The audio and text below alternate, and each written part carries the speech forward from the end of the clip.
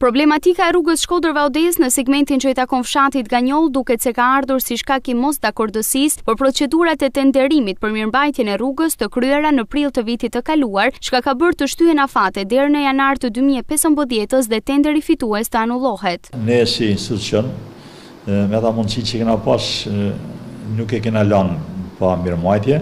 Me fondet e emergjencë janë bërë 2 pjesë shemës nga një nga Ganjoll dhe një sipër mi Vaudes, pashku sa ka lënë Vaudesin, dhe edhe pjesa tjetër shemës të shtylla aty po prapë në Ganjoll.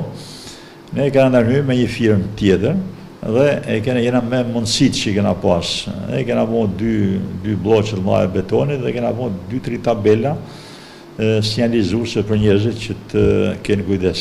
Është e vështirë më ndërhyr sepse 1,5 milioni deri që të thatë rruga, 1,5 milioni krijon mundësinë e shemjes të krejt pjesë tjetër, prandaj kena lënë deri në atë gjendje. Deri që të kalojnë do të kenë një rrugë konkrete, ajo rrugë do të vazhdojnë me i kalim. Ne nuk mund të ndërhyjmë pa stabilizuar shtyllën sipër.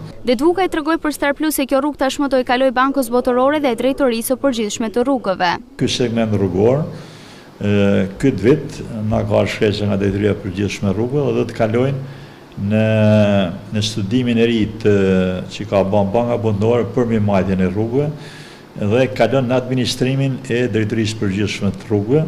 Me sa duket fati kësaj rruge, por edhe siguria e shumë banorëve të zonës dhe kalimtarëve të rastit do të varet nga ndërhyrjet konkrete të Bankës Botërore dhe Drejtorisë së Përgjithshme të Rrugëve, të cilat nuk dihen kur do realizohen.